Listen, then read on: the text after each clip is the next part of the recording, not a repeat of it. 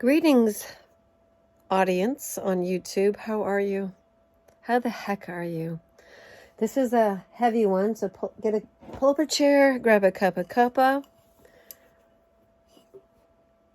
It currently is 2024, and I am in my place of recognition, of recognizing what I've been through with narcissistic abuse. So even though I have some videos that say, I will never talk about it again, I have healed. This one is about when you discover your ex-narcissist is sick beyond repair, and that they have a matter of living 3 years max. 3 years max. So in my healing, I, after a 10-year relationship with this person, I got to know his sister-in-law. I got to know his brother and the sister-in-law and their daughters, and that we were close. I went to both the daughters' weddings.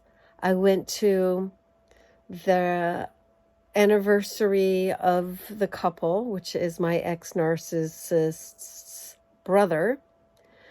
And being Jehovah's Witnesses, or Seventh-day Adventists, I can't remember which, because religion confounds me. I don't really remember exactly. But they don't celebrate holidays, and they celebrate anniversaries. So I was part of all of that family for 10 years. They got to know me. They got to appreciate me, except for the narcissist, of course. And I got to find out so much about these people. And yesterday I had texted my ex's sister-in-law, who was my good friend. She supported me emotionally. Again, we did so many activities together. Dinners and family parties and sleepovers and tenting and pool parties, and you name it. A decade. And I just texted her that I was healing and that I wanted to ask some questions about her memory, because things had surfaced about my ex that I needed to know, to be fully aware about how much I had been snowed, about how much I had really been fooled. And it was a informative conversation, and one in which it's given me a firm resolve. I realize now, more than I did before, how hideous these damaged people really, really are. And so on YouTube, you will see where there is commentors and people calling for empathy to the narcissistic abuser, who is just acting as they would. It's like getting mad at a shark for eating somebody alive. It's the nature of the shark. Well, it's the nature of the narcissist. And I'm talking about pathology. Not the straw man narcissist that's thrown around so casually. It's the nature of a narcissist to use and abuse their supply, their main supply. And that person becomes their main supply, meaning romantic partner, because of the love bombing. In addition to the supply, I'm a former supply. I'm a surviving and thriving post-narcissistic abuse, but I was once grade A supply, the very best. We are vulnerable because we don't recognize the shark. We're swimming in the water with the shark because we don't know it's a man-eater, a woman-eater in this case. And they will grow to hate you after they have hoovered you and future faked, and you keep being in your denial because you, meaning myself, wanted to believe there would be this good person. Wanted to believe. And fantasy was how I survived my childhood. So it's both my strength and my weakness. Yeah? So I am having wine tonight. I just had a beer at a pub. A nice new pub without any old ghosts in it after I babysat my 3-year-old granddaughter. My life is fabulous. I have established friendships now that I am no longer traveling back and forth to the narcissist lair, like a dragon's lair, but worse. And that I can look back at all my relationships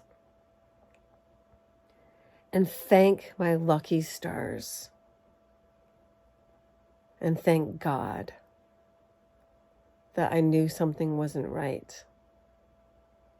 And I can say, I know I did my best, and I know I did as much as I could to make that narcissist's life worth living, until I recognized the one huge major fact with narcissists. They don't give a rat's butt about life. And I do. So these commenters on some of these videos, which are prolific, abundant, overwhelmingly so, on YouTube land, about pity for the narcissist, absolutely heck no. No way. No way. They're damaged, and they will damage you. So what I discovered was what I was unable to actually absorb at the time, that I was enchanted by the narcissist, feeling like I had won the jackpot because this man physically was perfect for me. He had the body of a David. Michelangelo's David. Hercules, it was Herculean. And the mind of a decrepit, selfish, sinister, sickly, manipulative monster who lied about me while I was patient, kind, faithful, hardworking, industrious, generous over the top, and the lies I found out he told about me. And I'm going to call her my ex-sister-in-law because of my ex's sister-in-law. Let's just call her Joy. That's not her name. But Joy filled my gaps in my mind, and it drove home the seriousness of what I had been dealing with. And it also gave me, and I told her, thank you for the honor of maintaining your integrity. Even when you met me and realized I was in the dragon's lair. Because she was always kind to me. She always included me. My ex's nieces adored me. His father, who I found out now is now deceased, who is the perpetuator of this abuse, died. And I found that out. And a good friend of my ex's, who I got to know during 2020 and 2021 before the bars opened up back again, because our house, the one I helped pay for, $20,000 I paid in credit card debt because we were going to buy a house together. $150 I paid for wood to be placed on the upstairs to have flooring on that was like no flooring. It was an attic. Almost $2,000 I paid for a Samsung refrigerator with a beer drawer. Of course, we had to have a beer drawer. Almost the same for a DeLonghi air system, because his old house that he purchased on his own without my name on it didn't have proper heating and cooling. It was old and outdated. I painted a Ralph Lauren gold paint that cost probably $250, if not more, in gold paint. And it is beautiful. I painted the upstairs. I painted the spare bedroom. Now, we replaced the windows, meaning he replaced the windows and I was the one that stood there and like handed him stuff. And I was going to paint the inside sashes. But he criticized me beyond belief. And I said, why don't we do this together? And his insults were so enraging. I quietly put down my paintbrush, closed the paint can, and I said, I refuse to paint the windows, meaning the replace sashes on the inside. And I noticed when I was still stupid enough and ignorant enough and desperate enough and delusional enough to keep going back, they were left unpainted. He never painted them. And I'm sure to this day they're not painted. And Joy let me know, oh yeah, he said you did absolutely nothing. He said you contributed nothing.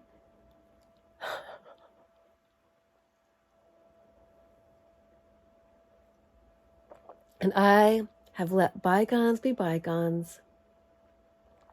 And I'm not looking for any payback, because in this wonderful world we have, my payback is that I'm having a wonderful life. I'm accepted by my friends. I have a new friend group. When I speak, unlike with his group, who was told I was a raging bitch, listen to me. We actually have conversations. We actually have give and take. I listen, they listen. There's mutual respect. There's no name calling. There's no threats. There's no abuse of any kind. So I'm living again in my own lifetime. It's like I have died to the old way of living. And I'm alive. Excuse me, I have to burp. It's the beer. I'm very apologetic. But it is, and it's also, I needed to make this video just to express myself, just to say that an old narcissist has got to be the most pitiful creature in the universe.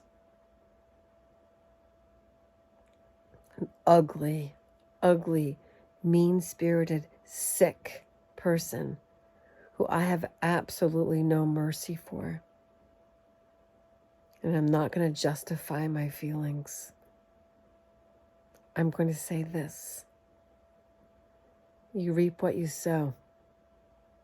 I have nothing bad to say about this person because his living hell is waking up every day in his own mind. May God have mercy on his soul. His backstory is hideous. What his father did to him is hideous. What his mother, who had to leave him but did not fight the good fight, is hideous. These are all broken people. Broken and damaged beyond repair.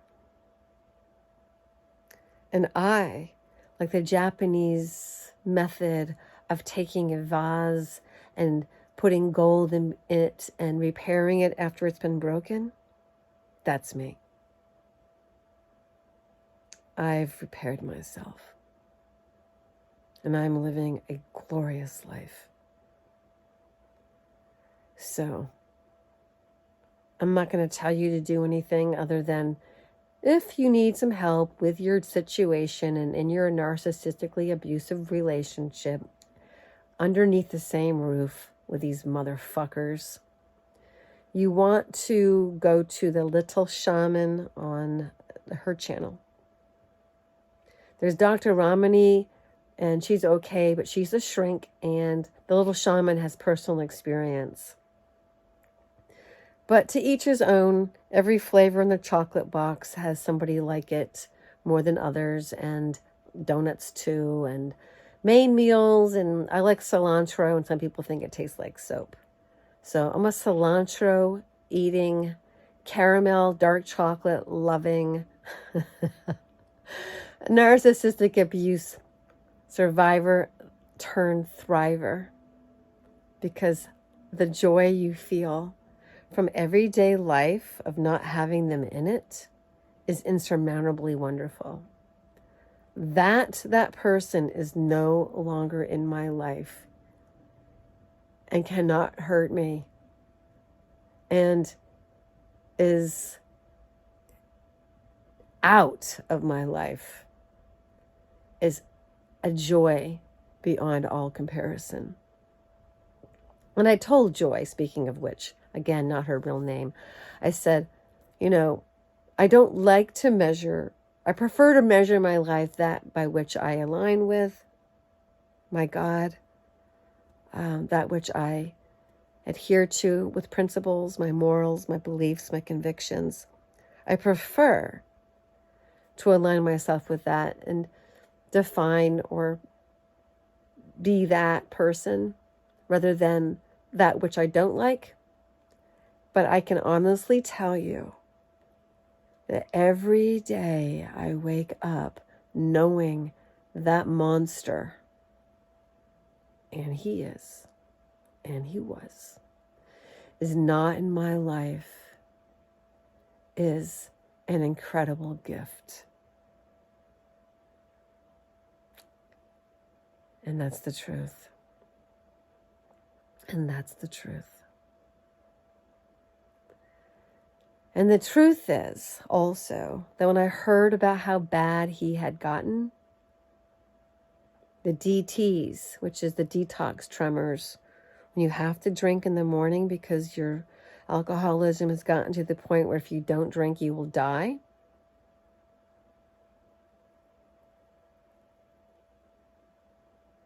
It just made me feel pity, but not compassion.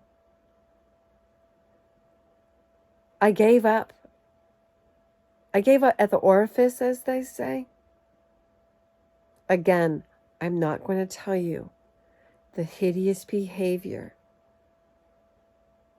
I'm not going to tell you what I discovered about what he did when I wasn't living there. Meaning, I lived there for a couple of years. I had to leave. He hoovered me back. My naivety and the denial and my fantastical thinking and my fantasy, my delusion. My fault. I kept going back.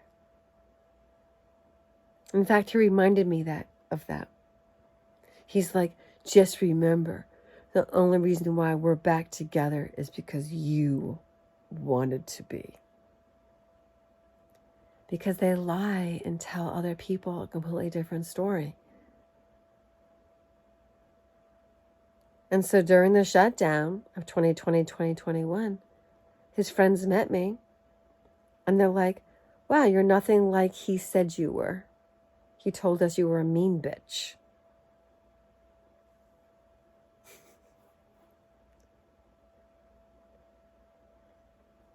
The web of lies that have completely 100% strangled him. May God have mercy on his soul. His ex-girlfriends, one of them is dead because she committed suicide.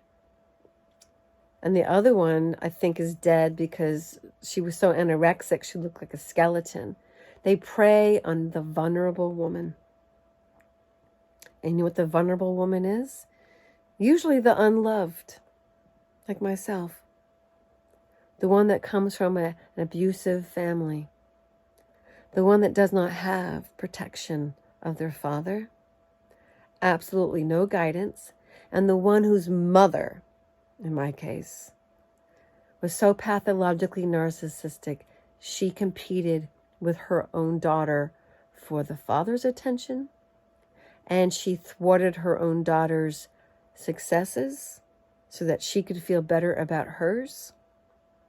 I got to tell you, when I found my mother's report card and saw she was a BC student with one solitary A, after she kept telling me how stupid I was, and I had all A's and B's, I was aghast because she became a realtor.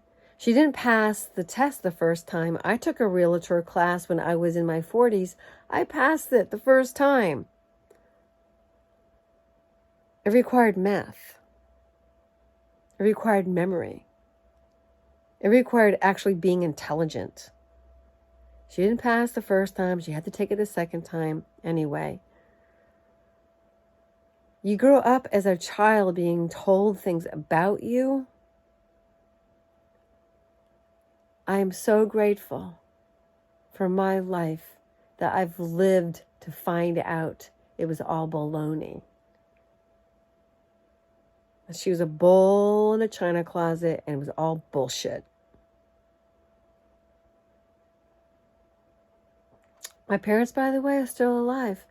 And I've come full circle. I no longer feel angry towards them. And the other day I called and they were having wine and cheese. I asked my father, you having a good day? You didn't get yelled at? Was it less than 2 hours of a verbal diatribe? How was it? Just say yes or no.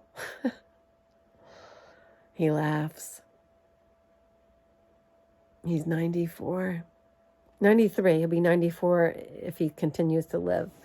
And even though he wants to die, the next day he's having wine and cheese and he's fine. He wants to die when his wife, my mother, is going on and on and on about what a terrible human being he is, how he fails to be a good husband, how he's lucky that she married him and he wouldn't be anywhere without her. That's the narcissist. And of course, I didn't believe any of that growing up with them.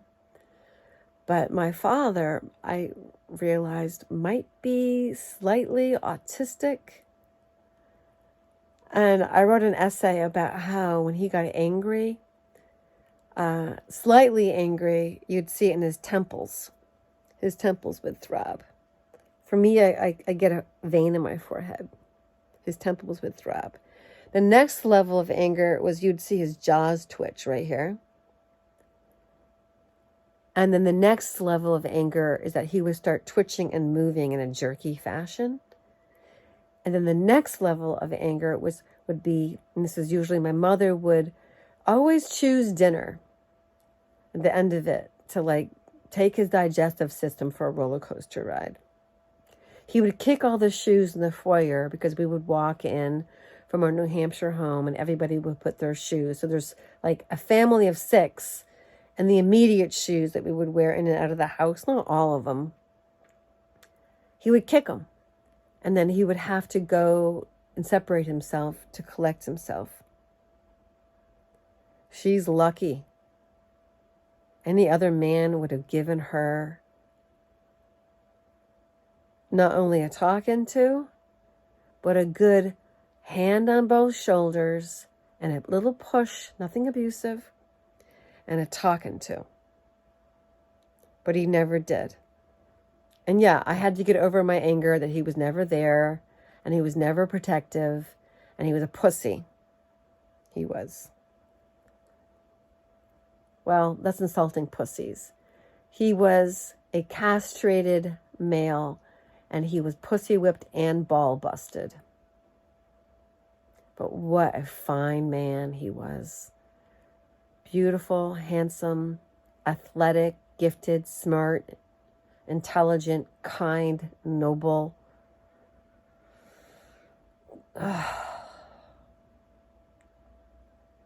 What a shame. Wasted on my mother. But, again, I talk about how if I had chosen this on the other side and I had been born into this family purposefully, I was in it for the DNA. And I suppose I was in it for the lesson, which didn't lessen me. And there's still life to be lived. And sometimes I still get frightened that, can I make it? Can I really make it happen? Because I am far, far behind most people when it comes to their savings plan for their old age. But I'm also very excited about the opportunity. And I'm glad to be who I am. I'm so fortunate I got away. I am so fortunate I didn't get crushed. I'm so fortunate I did not think I was the bad person. And so I'm telling you, people out there, if you're a woman and you have a narcissistic husband, I can't tell you what to do. It's your life. But I am vital and I'm happy. And I am autonomous and sovereign. And I'm aligned with my God, my mother, father, God, my creator. And I can let all those narcissists go. They've created their own living hell. And again, may God have mercy on their soul. I certainly don't have any for them. I've already done my time at the orifice, as they say. So, there.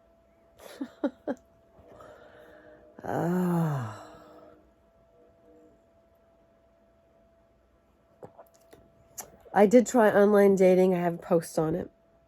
What I discovered is that the men that are on there are sexual predators.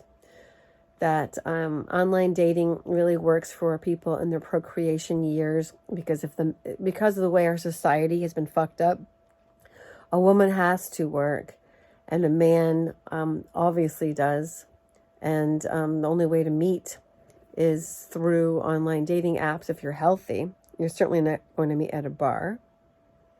If you take up a worthy thing like social dancing, that's something. But even that is not a guarantee. Sexual predators lurk everywhere. Women have to put them through the tests. And I'm going to be outlining what those tests are.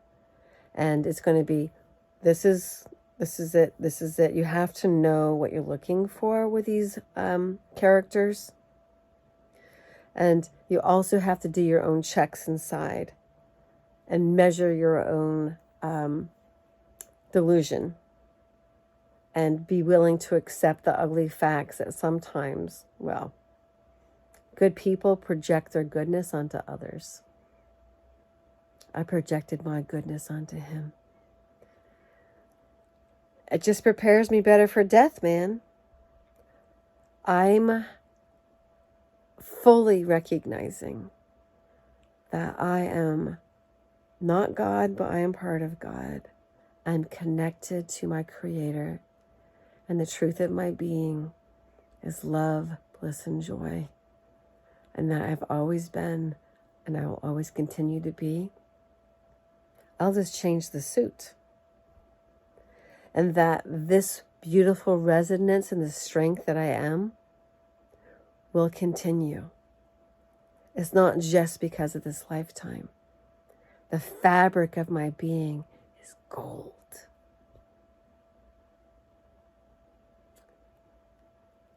And I gotta tell you, Psalm 23, the Lord is my shepherd, I shall not want, is my saving grace. And so my beautiful audience, I beseech you to find the gold within yourself, the precious, precious, precious being who you are. And wherever you are in your life, if you're with that unworthy entity that somehow is demonically controlled because they love confrontation, they love to argue, they love destruction, they lie, they are people of the lie. Scott Peck wrote People of the Lie. Good book. Get that? That's an expert for you. Signing off. It's been long enough, and I wish you all a beautiful life, narc free.